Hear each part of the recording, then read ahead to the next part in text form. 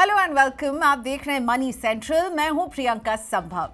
Money central money 9 का वो show है, या मैं कहूँ खास बातचीत का वो प्लेटफॉर्म है जहां हम देश और दुनिया की बड़ी खबरों को डिस्कस करते हैं। हमारा फोकस रहता है बिजनेस जगत की खबरों पर, अर्थव्यवस्था से जुड़ी खबरों पर, आपकी जेब से जुड़ी खबरों पर और सरकार की नीतियों पर। और इसे डिकोड करने में मेरी मदद करते हैं मेरे सहयोगी प्रवीण शर्मा। प्रवीण, शुरुआत करते हैं। आज बहुत सारी इंपॉर्टेंट खबरें जिन पर हम बात करने वाले हैं, और सबसे पहली खबर जो है वो मेरी फेवरेट खबर है। देश के लाखों करोड़ों कर्मचारियों से जुड़ी ये खबर है, और इन वर्कर्स को पेंशन देने के लिए सरकार एक बड़े प्लान पर काम कर रही है। और अगर इसमें कामयाबी मिलती है तो देश के एक बड़े तबके को सोशल सिक्योरिटी देने में सरकार जो है वो सफल होगी। तो इसमें हम क्या डिटेल्स आपके लिए लेकर आए हैं, आपको आगे पता चलेगा। इसके अलावा बात होगी देश के टेलीकॉम सेक्टर की, स्टारलिंक की और जेफरी स्कीम पर एक बड़ी रिपोर्ट को हम डिकोड करने वाले हैं। आखिर में समझेंगे रिजर्व बैंक से जुड़ी एक खबर को, कैसे आम लोगों के लिए कर्ज अभी तक सस्ता नहीं हो पा रहा है, और साथ ही में मॉनेटरी पॉलिसी अब जो है अगली वो भी पेश होने वाली है, तो उस पर भी हम बातचीत करने वाले हैं। लेकिन सबसे पहले मैंने कहा जो मेरी फेवरेट खबर है, देश के लाखों वर्कर्स से जुड़ी हुई ये खबर है। उन्हें सोशल सिक्योरिटी कवर देने की बात चल रही है। ये मामला है, जब मैं कह रही हूँ वर्कर्स, तो ये जुड़ा हुआ है लाखों गिग वर्कर्स से। धूप, बारिश, ठंड, हम लगातार इन्हें देखते हैं, हमारे जीवन को ये आसान बना रहे हैं, घर तक सामान लेकर आ रहे हैं, हमारे घर में सर्विसेज दे रहे हैं, मैकेनिक का काम कर रहे हैं, इलेक्ट्रिशियन का काम कर रहे हैं, कैब चला रहे हैं, बाइक चला रहे हैं। ये अनऑर्गेनाइज सेक्टर्स के वर्कर हैं, और सरकार इन वर्कर्स को पेंशन देने के लिए एक बड़ी तैयारी कर रही है। और मुझे लगता है सोशल सिक्योरिटी फ्रंट पर ये एक बहुत बड़ा कदम होगा। प्रवीण, आपसे कुछ समय पहले तो इस तरह के गिग वर्कर्स की तादाद भी बहुत कम होती थी, लेकिन अब हमारे पूरे इकोसिस्टम में हर समय, आपका सुबह की शुरुआत से लेकर के रात को सोने के पहले तक, इनका रोल बहुत इंपॉर्टेंट है हमारे लिए, और सरकार की ये तैयारी इन्हें पेंशन देने की बहुत इंपॉर्टेंट है। बिल्कुल, पिछले कुछ वक्त से सरकार लगातार इस प्लान में है कि किस तरह से जो ये तबका है, जो पहले आप बता रहे छोटा था, अब ये तबका 1 करोड़ इसमें लोग हैं। तो गिग वर्कर्स की तादाद बीते कुछ वर्षों में बहुत तेज़ी से बढ़ी है। सरकार की लगातार कोशिश ये है कि इनको किसी तरह से सोशल सिक्योरिटी के दायरे में लाया जाए, उनको मेडिकल फैसिलिटीज़ प्रोवाइड की जाएँ, उनको बीमा से जोड़ा जाए, उनका फंड तैयार हो और उनको पेंशन दी जाए। अब जो सरकार का एक बड़ा प्लान सामने आ रहा है बिजनेस स्टैंडर्ड की खबर के हिसाब से, उसमें ये है कि जो 1 करोड़ गिग वर्कर्स हैं, इनको पेंशन के साथ जोड़ने की सरकार की तैयारी है। खबर बड़ी ये है कि अगले 2 से 3 हफ्ते में ये जो पूरी एक मैसिव स्कीम है, इसको सरकार अनवील कर सकती है, सामने ला सकती है। इसमें होगा क्या? इसमें जो ऑनलाइन प्लेटफॉर्म के साथ काम करने वाले गिग वर्कर्स हैं, जिनमें जैसा आपने बताया उबर ड्राइवर हो गए, ओला ड्राइवर हो गए, या आपको ऑनलाइन ग्रोसरी अगर आप मंगाते हैं, डिलीवरी बॉयज़ हो गए, इन सभी को पेंशन के दायरे में लाना है। इनकी जो कमाई है उसका 2% हिस्सा इन प्लेटफॉर्म्स को ईपीएफओ में जमा करना होगा। ईपीएफओ में इनके खाते खोले जाएंगे। इनको सबसे पहले ई श्रम पोर्टल है, वहाँ पे इन सभी गिग वर्कर्स को खुद को रजिस्टर कराना होगा। उसके बाद ईपीएफओ इनको एक यूनिक जो नंबर है, यूएएन नंबर, जो यूनिक अकाउंट नंबर है, वो एक प्रोवाइड कराएगा, और वहाँ से इनका जो इनको कमाई होती है, इनकम है हर महीने की, उसका 2% हिस्सा इनका जो प्लेटफॉर्म है, एग्रीगेटर्स हैं, उनको ईपीएफओ में डालना होगा। इसमें एक अच्छी बात यह है जो निकल कर सामने आ रही है, वो ये है कि ये जो 2% हिस्सा है, ये इनकी कमाई के अंदर नहीं होगा, उसके बाहर होगा। मान लीजिए कोई 100 रुपये कमा रहा है, उसका 2% हुआ 2 रुपये, तो वो 2 रुपये उनके 100 रुपये में से नहीं लिया जाएगा, उसके बाहर से आपको प्लेटफॉर्म को जमा करना होगा। जोमेटो हो गई, स्विगी हो गई, ब्लिंकिट हो गए, ये सारे इस जो सरकार की स्कीम है, इसके दायरे में आने के लिए तकरीबन तैयार हैं, ऐसी भी खबर है। और ये सीधे तौर पर बड़े एक तबका है उसको फ़ायदा पहुंचाने वाला है। फरवरी में इसी साल सरकार ने जब बजट पेश किया था, तब भी गिग वर्कर्स को जो बीमा है उसके साथ जोड़ने की कोशिश की गई थी। उसका ऐलान किया गया था। जन आरोग्य योजना का लाभ इन 1 करोड़ जो गिग वर्कर्स हैं उनको देने की बात की गई थी। जो 1 करोड़ का जो आंकड़ा है गिग वर्कर्स का, उसमें 35 लाख सीधे तौर पर ऑनलाइन प्लेटफॉर्म के साथ जुड़े हुए हैं। तो एक जैसे पिछले कुछ वक्त में जो सरकार ने पेंशन पे लेके कई कदम उठाए हैं, उसी कड़ी में अब अनऑर्गेनाइज सेक्टर का ये एक जो पूरा तबका है उसको जोड़ने की सरकार की और तैयारी अगर है। ऐसा होता है तो ये बहुत अच्छी खबर है इन तमाम वर्कर्स के लिए तो है ही, लेकिन मैं इसमें एक और खबर देख रही हूँ प्रवीण, वो ये कि ईपीएफओ का दायरा कितना बढ़ जाएगा अगर ये लोग भी जुड़ जाते हैं और एम्प्लॉयर को कंट्रीब्यूट करना है ये हिस्सा ओवर एंड अबव ऑफ और उनको जो वर्कर भी कमाई सैलरी। है, बिल्कुल, उनकी जो कमाई है, और वो इसका सीधा मतलब यह है कि जो वर्कर है उसकी जेब पर बोझ नहीं पड़ेगा, लेकिन वो कंपनियां उसके अपनी तरफ भविष्य से। के सुरक्षित करने के बिल्कुल लिए उसके एम्प्लॉयर की एक जिम्मेदारी होगी। और ईपीएफओ का दायरा कितना बढ़ जाएगा? बिल्कुल, ईपीएफओ का भी दायरा बढ़ जाएगा। वहाँ पे आप समझ लीजिए कि अगर केवल ऑनलाइन प्लेटफॉर्म के वर्कर्स की ही बात कर लें तो 35 लाख लोगों का एक जो पूरा दायरा है वो नया बेस बनता हुआ दिखाई देगा।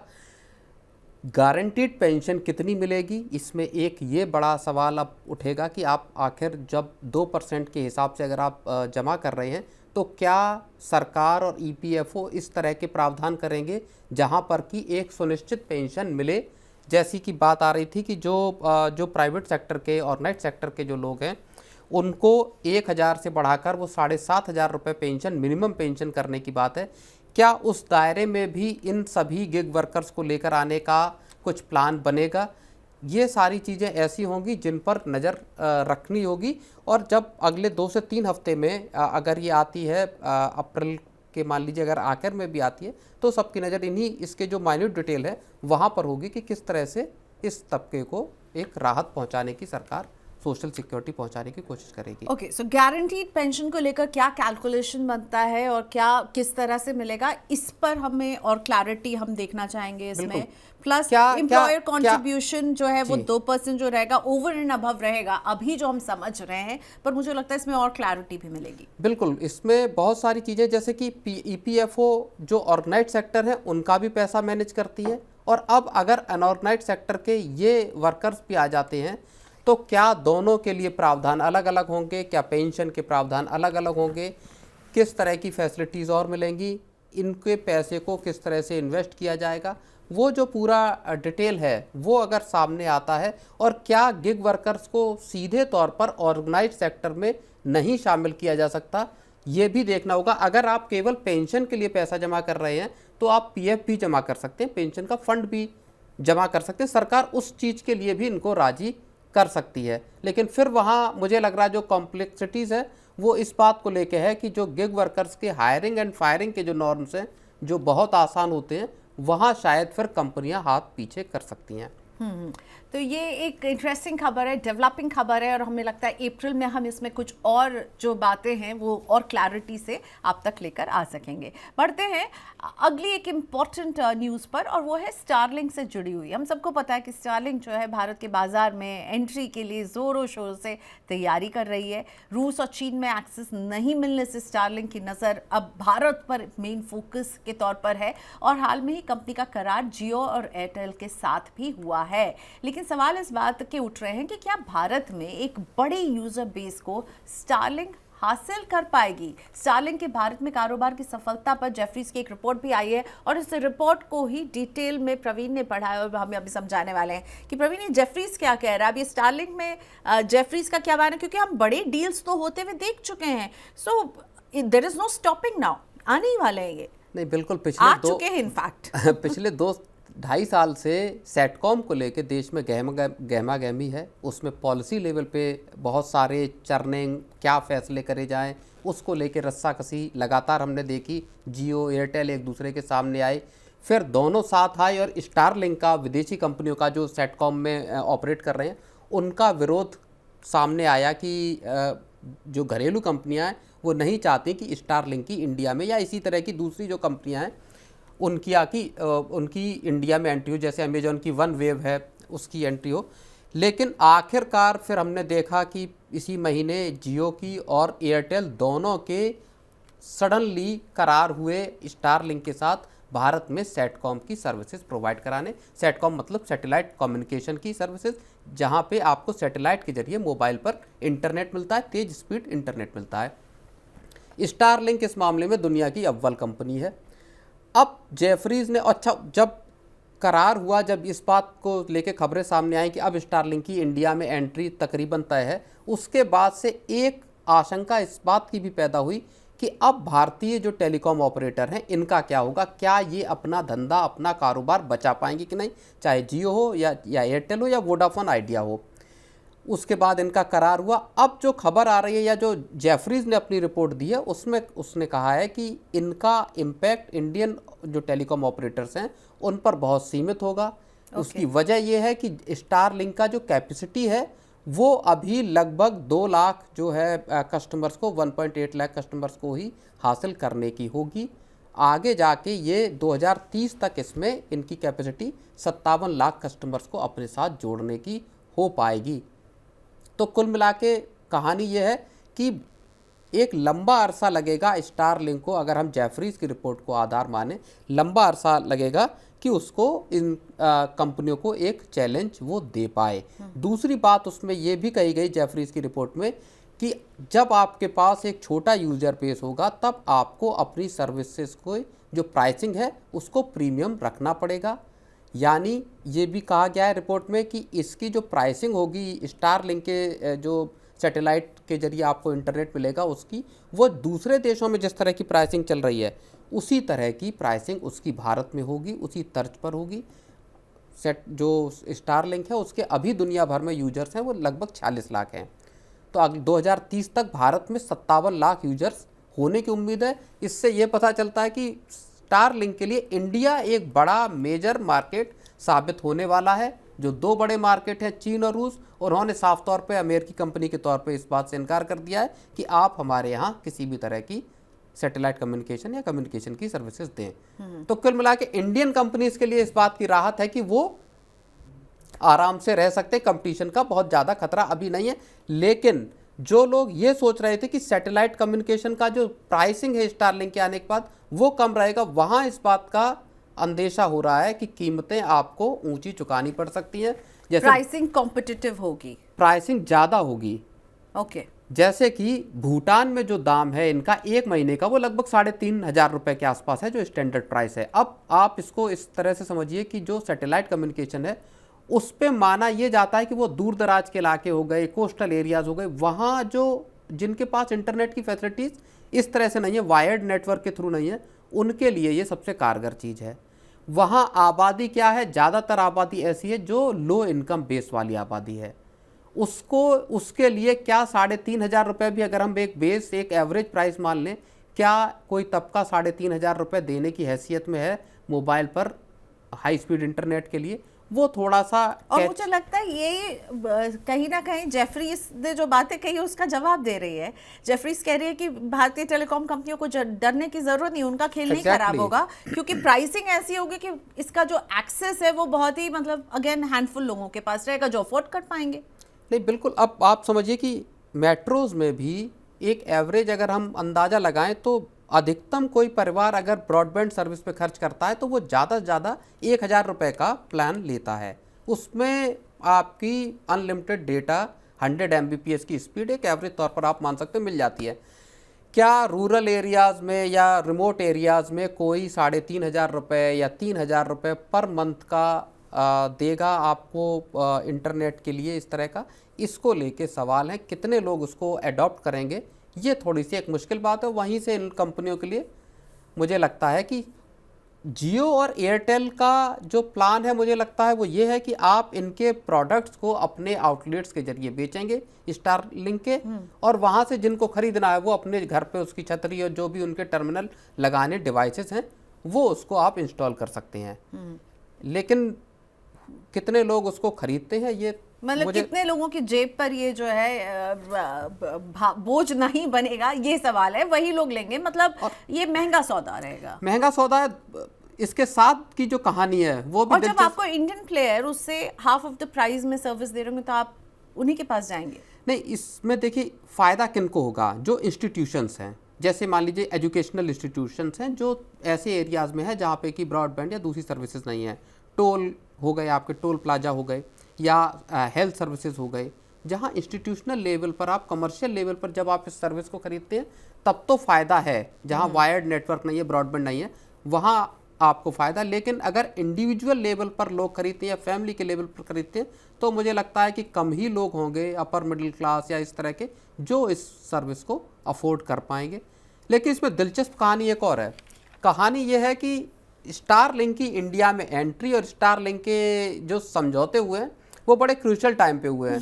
मैं वही कहने वाली थी, timing is very important. America की कंपनी इंडिया में आ रही है और 2 अप्रैल को टॉक्ड अबाउट रेसिप्रोकल टैरिफ की बैठक है, और ये स्टारलिंक की एंट्री, वैसे एलोन जी की मिस एंट्री, तो ये सब कुछ तार जुड़े हुए हैं। एलोन मस्क की जो ट्रंप के साथ नज़दीकी है, हाँ। वो भी काफ़ी मायने रखती है। भारत जिस तरह से तैयारी दिखा रहा है कि हम अधिक प्रोडक्ट्स पे, अमेरिकन प्रोडक्ट्स पे ड्यूटी कट करने के लिए तैयार हैं, क्या उसका पार्ट है? हालांकि वित्त मंत्री ने अभी हाल में बोला कि जिस तरह के हमने कस्टम्स ड्यूटी में जो कमी की है, संसद में ही उन्होंने बोला, वो अमेरिकी प्रेशर में नहीं किया, हमने स्टैंड अलोन किया और हम इसको करते रहते हैं। लेकिन अगर आप ओवरऑल देखेंगे तो अलग अलग जिस तरह की जो ड्यूटीज़ में कटौती की बात आई है, या जो सरकार करना चाहती है, यूएसटीआर की टीम, जो यूएस ट्रेड रिप्रेजेंटेटिव्स की टीम है, वो भारत में मौजूद है और बातचीत चल रही है उनकी। माना ये जा रहा है कि उसमें सरकार कई और प्रोडक्ट्स पे, जिसमें एग्री प्रोडक्ट्स भी शामिल है, वहाँ पे उनको कटौती करने के लिए तैयार है। अमेरिकन एग्री प्रोडक्ट्स का इंडिया में आना भी अब तकरीबन तय दिखाई दे रहा है। क्या भारत के किसान और जो एग्री कम्युनिटी है वो इस बात का विरोध करेंगे या इस बात के लिए तैयार होते हैं, ये तब क्लियर होगा जब एक बार दोनों देशों के बीच एक बायलैटरल ट्रेड एग्रीमेंट का खाका या रूपरेखा उसकी सामने आ जाएगी, सबके सामने। ठीक है, सो अगले हफ्ते पर भी नजर रहने वाली है रेसिप्रोकल टैरिफ में। क्या भारत को इस बार छूट मिल जाएगी और कहा जाएगा कुछ और समय मिल जाएगा, 2 तारीख को हम कुछ एक्शन होते हुए नहीं देखेंगे, या फिर 2 तारीख को होगा बड़ा एक्शन? नहीं, लेकिन उसमें ट्रंप कह चुके हैं, ऐसा हो भी सकता है। ट्रंप ये कह चुके हैं कि भारत मैक्सिको और कनाडा की कैटेगरी में नहीं आता। एक बात। दूसरी बात यह है कि ट्रंप ने यह भी बोला है कि कुछ कंट्रीज ऐसी हैं जिनको हम टैरिफ में एक ब्रेक दे सकते हैं, यानी कुछ वक्त के लिए उनको इसमें राहत मिल सकती है और इंडिया उनमें शामिल हो सकता है। हो सकता है। हाँ। तो इसलिए 2 अप्रैल तो वॉच आउट तो करना ही पड़ेगा। हाँ बिल्कुल। हाँ, लेकिन उन्होंने जो 25% की ऑटो कंपोनेंट्स पे, ऑटो पे ड्यूटी लगा दी, वो भी एक झटका ही है जो इंडियन कंपनीज के लिए। और प्लस अगर चाइना पे वो बहुत अग्रेसिव होते तो चाइना तो अपना माल हमारे ऊपर डंप करने की भी कोशिश करेगा। हाँ, चाइना करने की कोशिश करेगा, लेकिन भारत भी जैसे स्टील पे सेफगार्ड ड्यूटी लगाने का भारत ने प्रपोजल रख दिया है।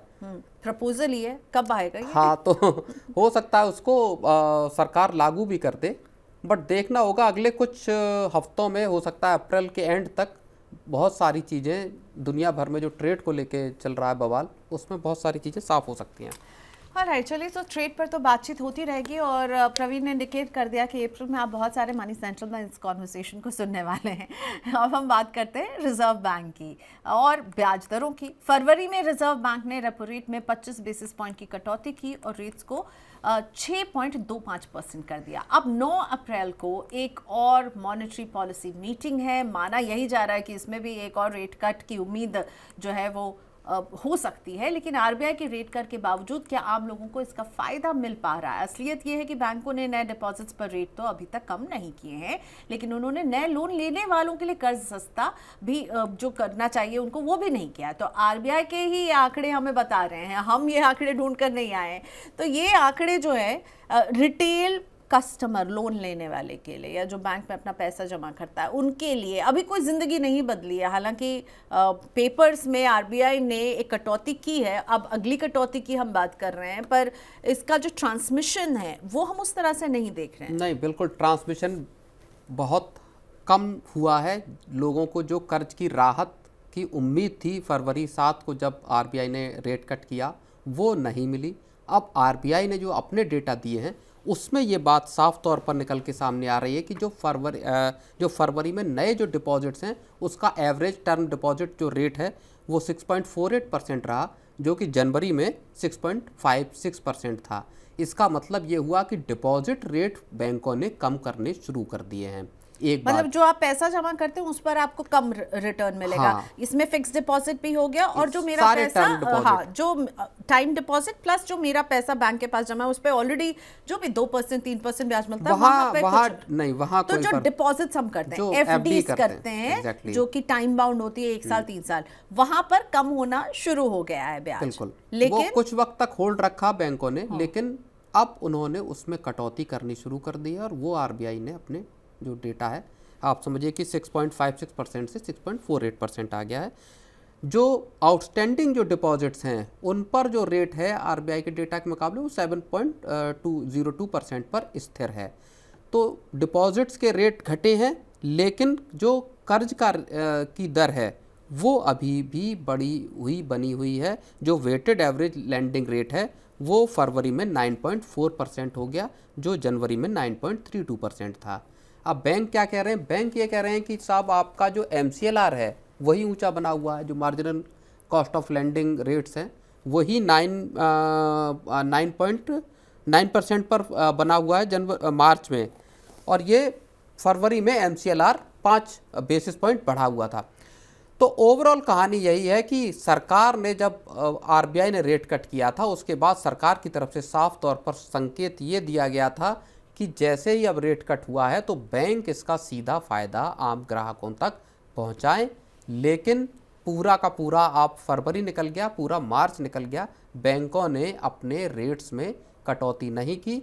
उनका तर्क ये है कि हमारी जो कॉस्ट है, कॉस्ट ऑफ फंड है या MCLR है, वो अभी भी 9% के आसपास ऊंचे पे दर पर बनी हुई है और वहाँ से हमारे लिए मुश्किल है रेट को कम करना। अब देखने की बात यह है कि अप्रैल में जब मॉनेटरी पॉलिसी की मीटिंग होगी, 9 तारीख को बैठक होने वाली है। ज़्यादातर अर्थशास्त्री ये मानकर चल रहे हैं, जानकार ये मानकर चल रहे हैं कि यहाँ पर भी एक 25 BPS का कट जरूर हो सकता है। क्या वैसी स्थिति में बैंकों का जो सस्ते कर्ज की जो राहत है, क्या वो तब ग्राहकों तक पास ऑन होगी या नहीं होगी, ये एक देखने वाली अहम बात होगी। तो जो एग्जिस्टिंग कस्टमर्स हैं उनके लिए तो लोन सस्ता नहीं हुआ है अभी तक। जो नए कस्टमर्स हैं उन्हें तुरंत जो है रियायती दर में लोन मिलने लगता है, वहां पर क्या देख रहे हैं? क्या उन्हें नए बोरोवर्स को भी नहीं मिल रहा है, किसी को भी राहत नहीं मिल रही ना। ये नए डिपॉजिटर्स के लिए तो रेट कट हो गया, उनका जो पैसा जमा कर रहे हैं वहां पे तो बैंकों ने कटौती कर दी ब्याज में, लेकिन जो लोन लेने जा रहे हैं उनका रेट अभी भी ऊंचा बना हुआ है और महंगे दर पर उनको लोन लेना पड़ रहा है, चाहे कार लोन हो चाहे होम लोन हो। तो ऐसे में क्या आरबीआई कुछ एक्शन नहीं ले सकता है? नहीं, आरबीआई क्या, सरकार भी सिर्फ बैंकों को कह सकती है कि आपको रेट कट करना चाहिए, रिव्यू कर सकती है। सरकार ने कहा था कि हम अगर नहीं करते तो हम इसका रिव्यू करेंगे, लेकिन फिलहाल नहीं हुआ। देखिए, इसी पूरे ड्यूरेशन में आरबीआई ने तकरीबन 5 लाख करोड़ रुपए की लिक्विडिटी बैंकों में इन्फ्यूज की है, सिस्टम में डाली है। इसके बावजूद माना ये जा रहा है या बैंकों का ये कहना है कि अभी भी सिस्टम में वैसी लिक्विडिटी नहीं है जिससे कि कर्ज को सस्ता किया जा सके या कर्ज को और उन्हें महंगा कर्ज मिल रहा है, उनके लिए MCLR जो है वो ऊंचा है और इसीलिए वो इसे ट्रांसमिट नहीं कर पा रहे। MCLR का मतलब यह हुआ कि एक बेस रेट जिस पर बैंक को कर्ज मिल रहा है, वो उन्हें महंगा मिल रहा है। हाँ, जो उसकी कॉस्ट ऑफ फंडिंग है उसके ऊपर कुछ बेसिस पॉइंट पर ही बैंक कर्ज बांटता है। एक बात, दूसरी बात यह है कि जो डिपॉजिट का रेट है और जो लैंडिंग का रेट है उन दोनों के बीच में एक स्प्रेड होता है, यानी लैंडिंग रेट हमेशा डिपॉजिट रेट से ज़्यादा रहेंगे। अभी जो हालात है वो ऐसे हैं कि बैंकों का जब खुद का जो कर्ज उठा रहे हैं वही महंगा है, तो फिर वो सस्ता कर्ज कैसे बांटेंगे, सवाल इस बात का है। तो अब नजरें रहेंगी 9 अप्रैल को, शायद एक और रेपो रेट कट हम देख सकते हैं, लेकिन मुझे लगता है कि मेरे और आपके जैसे लोग जो लोन्स लेते हैं उनकी ये नज़र रहेगी कि अगर रेट कट होता भी है तो ये क्या हम तक पास ऑन होता है। शुक्रिया हमारे साथ इस बातचीत में जुड़ने के लिए प्रवीण। आज के शो को यहीं वाइंड अप करते हैं और फिर मुलाकात होगी। देखते रहिए मनी 9 और मनी 9 के यूट्यूब चैनल को अगर आपने सब्सक्राइब नहीं किया है तो ज़रूर कर लीजिए सब्सक्राइब। और पर्सनल फाइनेंस से लेकर इकोनॉमी और बिजनेस जगत की खबरें हम आप तक लाते हैं आसान भाषा में। बने रहिए मनी 9 के साथ। आज के लिए इतना ही, नमस्कार।